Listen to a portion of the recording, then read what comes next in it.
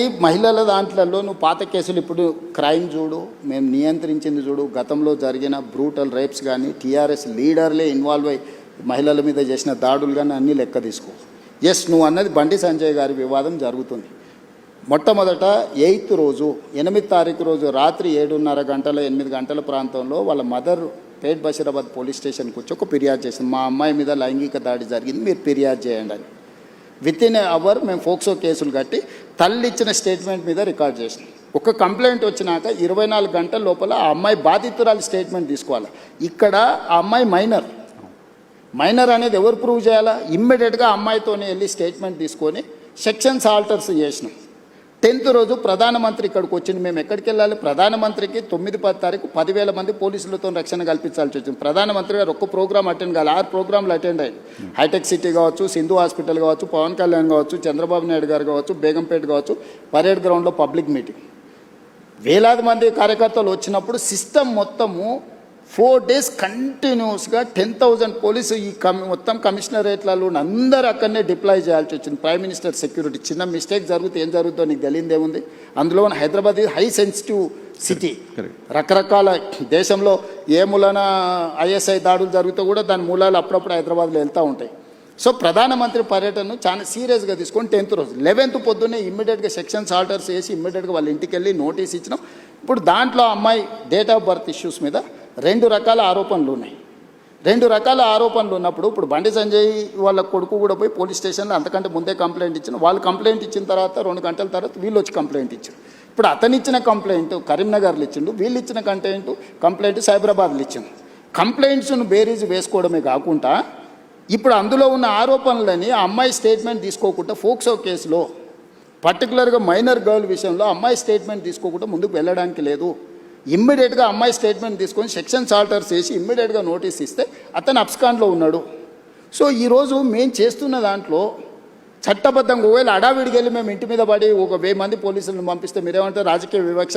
ప్రధానమంత్రి సభ విజయవంతమైనందుకు రేవంత్ రెడ్డి గారు భారతీయ జనతా పార్టీకి భయపడిపోయి బండి సంజయ్ మీద పోలీసులతో దాడులు చేయించడానికి మళ్ళీ మీరే మాట్లాడేటోళ్ళు. సో ఇప్పుడు ఎవరికి మా ప్రభుత్వంలో నేను మీకు చెప్తున్నా, అది సినిమా స్టార్లు అయినా సరే, ప్రజాప్రతినిధులైనా సరే, వాళ్ళ పిల్లలైనా సరే, ఎవ్వరికి మినహాయింపు లేదు. మీరు నన్ను చూసిండ్రు. సినిమా తారల విషయంలో ఎట్లా వ్యవహరించినా ప్రజాప్రతినిధులు డ్రగ్స్లలో దొరికితే ఏ రాష్ట్రంలోనైనా ఏ పార్టీలైనా నేను ఏ విధంగా తీసుకొచ్చినా ఇందులో కూడా ఎలాంటిది లేదు. ఇది మైనర్ గర్ల్ ఇష్యూ.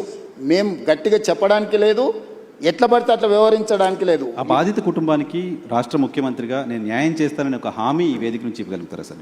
నేను అనేది ఎవరైతే నేరస్తులు ఉందో 100% శిక్షించే బాధ్యత నాది. హోంశాఖనే కాదు, నేను ముఖ్యమంత్రిని. నేను పక్కడ్బందీగా ప్రణాళిక చేస్తున్నా. నేను ఒకవేళ సహాయం చేయాలనుకుంటే ఫోక్సో కేసే పెట్టాను కదా నర్సింగ్. ఫోక్సో కేసు పెట్టిన కంప్లైంట్ వచ్చిన గంటలో ఫోక్సో కేసు పెట్టిన అంటే what is my commitment? POCSO case ఎందుకు పెడతాం? ఏదో అమ్మాయి వచ్చింది, మదర్ వచ్చింది, మదర్ కంప్లైంట్తోని ఫోక్సో కేసులు పెట్టడం సీరియస్ సెక్షన్స్ పెట్టలేము. బాధితురాలి యొక్క స్టేట్మెంట్ తీసుకున్న తర్వాతనే మనం చెయ్యాలి. ఈ చట్టంలో ఉన్న నిబంధన. సో ఇప్పుడు ఇప్పుడు కొన్నిసార్లు మైనర్ పిల్లలు ప్రేమించుకుంటారు. వాళ్ళ ప్రేమ విషయం తల్లిదండ్రులకు నచ్చకపోతే తల్లిదండ్రులు కొన్నిసార్లు కోపానికి వస్తారు, కొన్నిసార్లు డిఫరెంట్గా వాటి మీద ఒత్తిడి తీసుకొస్తుంటారు. ప్రభుత్వం అనేది అసర్టైన్ చేసుకోవాలి కదా. దట్టు ఒక ప్రధానమంత్రి వచ్చే ముందలా వచ్చిన 2 ఫిర్యాదులు, అక్కడనేమో హానీ ట్రాప్ అని బండి సంజయ్ కుటుంబం కేసు పెట్టింది, ఇక్కడేమో మైనర్ అమ్మాయి మీద లైంగిక దాడి జరిగిందని వీళ్ళు కేసు పెట్టారు. రెండింటిని పరిశీలించడానికి పోలీసులకు కనీసం 24 గంటలని పడితే వాళ్ళు ఇచ్చింది రాత్రిపూట. ఒక ఆయన 8వ తారీఖు 5 గంటలకు ఇస్తే ఇంకొకరు 8వ తారీఖు 9 గంటలకు ఇచ్చారు. 9వ తారీఖు నాడు ఎంబడే మేము రంగంలో దిగి పోలీసులు మొత్తం తీసుకొని మొత్తం స్టేట్మెంట్స్ రికార్డ్ చేసి సెక్షన్స్ ఆల్టర్ చేసిన 9వ తారీఖు. 10వ తారీఖు నాడు ప్రధానమంత్రి మొత్తం నేను పర్యటనలో ఉన్న మొత్తం వ్యవస్థ ఉంది. 11 పొద్దున్నే నేను సమీక్ష చేసి ఒక ఉమెన్ IPS ఆఫీసర్ని అపాయింట్ చేసి కంప్లీట్గా డీటెయిల్ చేసి సెక్షన్స్ ఆల్టర్ చేసి బండి సంజయ్ ఇంటికే కాదు, బండి సంజయ్ బావమర్ది ఇంటికి ఢిల్లీలో కూడా అందరినీ 5 పోలీస్ టీంలను ఈరోజు పంపించినాం. ఎక్కడన్నా ప్రభుత్వం కేసుని ఏమైనా డైల్యూట్ చేసిందా? ఇప్పుడు కొడుకు నేరం చేస్తే తండ్రిని అరెస్ట్ చేస్తారా? నువ్వు చెప్పు. ఇట్లాంటి కేసులలో ఇప్పుడు కొడుకు ఏదైనా తప్పు చేసినా అంటే బండి సంజయ్ని అరెస్ట్ చేయాలా? ఏం కోరుకుంటుండ్రు? ఇప్పుడు బండి సంజయ్కి బీఆర్ఎస్ వాళ్ళకు పొసగలేదా, పొసిగిందా, ఎక్కడైనా తేడా వచ్చిందా, ఇవన్నీ నేను చెప్పలేను. కానీ ఆర్ఎస్ ప్రవీణ్ కుమార్ గారు వాలంటీర్ రిటైర్మెంట్ తీసుకున్న ఆఫీసర్, ఆయనే ఇన్వెస్టిగేటింగ్ ఆఫీసర్ అనుకుంటే ఆయన ఐపీఎస్ కాదు, ఇప్పుడు is no more IPS officer, ఆయన రిటైర్ ఆయన అయిపోయింది. allegation- ఓ గడీలకు వ్యతిరేకంగా కొట్లాడుతున్నాడు, ఇప్పుడు ఆ గడీల దగ్గరనే గులాంగిరి ఆయన చేస్తున్నాడు. అలిగేషన్ పోలీసులు బెదిరిస్తున్నారు బాధిత కుటుంబాన్ని అని ప్రవీణ్ ఎవరికి కుమార్ అవసరం గారు ఉందా? పోలీసు బెదిరిస్తే కేసు ఎందుకు కడతాము? ఇప్పుడు ఇది మినిమం లాజిక్. కంప్లైంట్ వచ్చినప్పుడే పోక్సో కేసు కట్టిన ప్రభుత్వం బెదిరించినట్ట, లేకపోతే బాధితురాలు పక్షాన నిలబడ్డట? ఇమ్మీడియట్గా అమ్మాయి స్టేట్మెంట్ను తీసుకొని ఆ స్టేట్మెంట్ ప్రకారం సెక్షన్స్ ఆల్టర్ చేస్తే మేము బాధితురాలు పక్షాన్ని ఉన్నట్ట, లేకపోతే అవతల పక్షాన్ని ఉన్నట్ట? ఇప్పుడు వీళ్ళ ప్రాబ్లము కేటీఆర్ గారికి, ప్రవీణ్ కుమార్ గారికి, బండి సంజయ్కి పంచాయతీ ఉండొచ్చు. ఆ పంచాయతీ రాజకీయాలలో వాళ్ళు ఏమన్నా తెలుసుకొని ఎవరినెవరైనా తిట్టుకొని ఎవరినెవరైనా కొట్టుకొని, ఇప్పుడు ఆయన ఎవరో వాళ్ళ ఎమ్మెల్యే తిట్టిండు, వాళ్ళు వచ్చి వీళ్ళని తన్నిండ్రు. ఆయన ఏమంటుండు, వాడు తిడితే నేను దాంతో నాకు తెలిసిన చదువు ఇదే అని ఆయన అంటుండు. నేనేమంటున్నా, ఎవరు ఫిర్యాదు చేసినా కూడా దానికి క్షుణ్ణంగా పరిశీలించి కేసులు కచ్చి చట్ట ప్రకారం శిక్షిస్తా అంటున్నా. ఇన్ని రోజులు బీఆర్ఎస్ వాళ్ళు ఏమన్నారు, మన బీజేపీ వాళ్ళు ఏమన్నారు, రేవంత్ రెడ్డి కేటీఆర్ను కేసీఆర్ను జైల్లో పెడతలేడు, వీళ్ళిద్దరు కుమ్ముక్కైనరు అన్నారు. ఇప్పుడు బీఆర్ఎస్ వాళ్ళు ఏమంటున్నారు, రేవంత్ రెడ్డి బీజేపీ వాళ్ళు కుమ్ముక్కైనరు, బండి సంజయ్ని జైల్లో పెడతలేడు. కాపాడుతున్నారు మీరే అనే విమర్శ. ఇప్పుడు కేటీఆర్కి సంబంధించిన కేసులు ఉంటే పద్ధతి ప్రకారం విచారణ ఛార్జ్ షీట్లు క్లెయిమ్ చేసినాం, ఏసీబీ ఇప్పుడు నోటీస్ ఇచ్చింది కదా. నేను ఎవరి పట్ల, బీఆర్ఎస్ అయినా బీజేపీ అయినా ఎంఐఎం అయినా ఇంకో రాజకీయ పార్టీ ఏదైనా, నా పార్టీలో ఉన్న వాళ్ళనైనా చట్ట ప్రకారం విచారణ చేసి, ఇది పిల్లల భవిష్యత్తుకు సంబంధించింది. వైఎన్ఆర్ నేను క్లియర్గా ఇంపార్టెంట్ ఇష్యూ సార్, ఇది పిల్లలకు భవిష్యత్తుకు సంబంధించింది. ఏ చిన్న మిస్టేక్ విచారణలో ప్రభుత్వం చేసినా ఆ పిల్లల జీవితాలు పూర్తిగా దెబ్బతింటాయి. అది అమ్మాయి కావచ్చు, అబ్బాయి కావచ్చు. ఇప్పుడు ఆ అమ్మాయికి సంబంధించి 2 డేట్ ఆఫ్ బర్త్లు 2 సర్టిఫికెట్లు ఉన్నాయని వాళ్ళకు ఫిర్యాదు చేశారు. నేను అసర్టైన్ చేసుకోవాలి కదా, ఇప్పుడు ఆ స్కూల్కి వెళ్ళాలన్నా, 10th క్లాస్ సర్టిఫికేట్ తీసుకోవాలన్నా, ఆ అమ్మాయి ఏ హాస్పిటల్లో జన్మించిందో హాస్పిటల్ నుంచి బర్త్ సర్టిఫికేట్ తీసుకోవాలన్నా, ఆ అమ్మాయికి సంబంధించిన ఆధార్ కార్డు తీసుకోవాలన్నా, ఈ 3 రకాల సర్టిఫికెట్లు సేకరించాలంటే పోలీసుల కనీసం 24 గంటలు పట్టదా?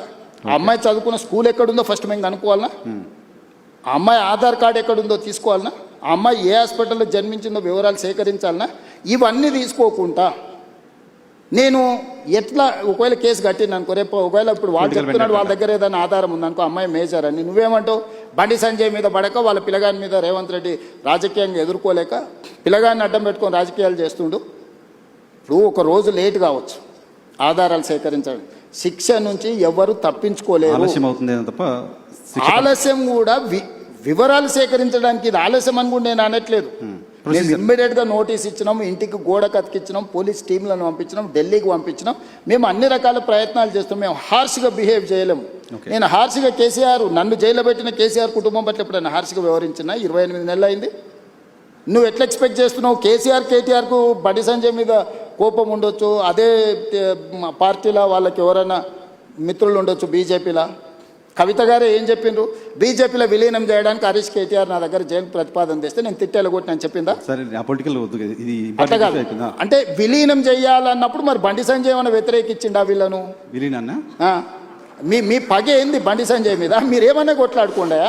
నేను ప్రభుత్వాన్ని నడుపుతున్నా, నేను సత్రం నడుపుతలేను. నేను ప్రభుత్వం నడిపేటప్పుడు బాధ్యతాయుతంగా వ్యవహరిస్తాను. నేను బండి సంజయ్కు మినహాయింపు లేదు, ఎవ్వరికి మినహాయింపు లేదు. ఇది పిల్లలకు సంబంధించిన విషయము. దీన్ని జాగ్రత్తగా వ్యవహరిస్తున్నాం, మేము ఆచితూచి వ్యవహరిస్తున్నాము. ఏ ముద్దాయి కూడా తప్పించుకోడు. నేను బాధిత కుటుంబానికి అష్యూర్ చేస్తున్నా, 100% ఈ ప్రభుత్వం బాధితులకు అండగా నిలబడుతుంది. తప్పు చేసిన వాళ్ళను తప్పకుండా శిక్షిస్తుంది. ఇందులో మీకు ఒక విషయము, డిసెంబర్ 31, 2025 కంటే ముందు జరిగిన సంఘటనలే ఫిర్యాదులు ఉన్నాయి. జనవరి 1, 2026 నుంచి ఇక్కడి వరకు ఫిర్యాదుల సంఘటనలు లేవు. 4-5 నెలల క్రితం జరిగిన సంఘటనల మీద ఫిర్యాదు వచ్చినప్పుడు 4-5 నెలల కింద ఎక్కడెక్కడ సంఘటనలు జరిగిన వివరాలు సేకరించడం కొంత సమయం పట్టదా?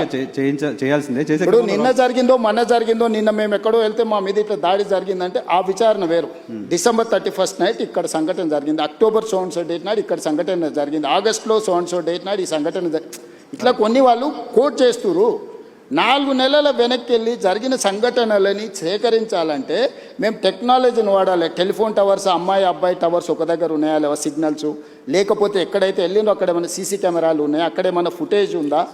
పోలీస్ విచారణ అంతా ఓకే. అరే మరి అంటే మీరు సింపుల్ గా ఎందుకు అర్జెంట్ గా తీసుకొచ్చేసి కోదండం ఎక్కించి కొడతలేరు, సంజయ్ కొడుకును ఊరేస్తలేరు? అంటే ఏమంటారు ఇది ఎట్లా ఆన్సర్ చేయాలి నేను? ఒకటి సరే, దాని గురించి ఎక్కువ డిస్కషన్ వద్దు. ఒకటి జనరల్గా ఆన్సర్ చేయాల్సింది ఏంటంటే, భారత హోంశాఖ మంత్రి కొడుకు కేసు అయిన తర్వాత పారిపోవడం ఏంటి? అది చాలా తప్పు. అది బండి సంజయ్ గారు నైతిక బాధ్యత తీసుకొని కొడుకుని ఎంబడే విచారణకు పంపించాలి. నేను కూడా సూచన చేస్తున్న ప్రజాప్రతినిధిగా ధైర్యంగా ఎదుర్కోవాలి. పారిపోతే పరిష్కారం కాదు కదా. నేను బండి సంజయ్కి సూచన చేస్తున్నా. బండి సంజయ్ కూడా కష్టపడి కింది నుంచి కార్యకర్త నుంచి అక్కడికి వచ్చిండు. కొడుకు తప్పిదం వల్ల ఆయనకు తలవంపులు వచ్చినాయి. కానీ బాధ్యతగా నిలబడి తప్పైనా ఒప్పైనా నిలబడి జవాబు చెప్పాల్సిన బాధ్యత ప్రజాప్రతినిధిగా బండి సంజయ్ మీద ఉంది. దాని నుంచి ఆ బాధ్యత నుంచి బండి సంజయ్ తప్పించుకోలేడు. నేను ఈ వేదిక మీద నుంచి బండి సంజయ్ గారికి సూచన చేస్తున్నా, తక్షణమే నీ కొడుకుని తీసుకొచ్చి పోలీస్ స్టేషన్లో నువ్వే అప్పచెప్పు. దానివల్ల నీ గౌరవం పెరుగుతుంది సమాజంలో. విచారణను ఎదుర్కోమనుండ్రి. తప్పో ఒప్పో విచారణ అధికారులు తెలుసా, నిజాయితీ కలిగిన అధికారులను వేసిన విచారణ ఎదుర్కొని నిలబడు. అంతే తప్ప పారిపోతే ఆదర్శంగా ఉండాలి. ఇప్పుడు మేము ఇవన్నీ ఏజ్ ఇవన్నీ అసర్టైన్ చేసుకున్న తర్వాత కంప్లీట్గా అగ్రెసివ్గా పోలీస్ బిహేవ్ చేస్తారు.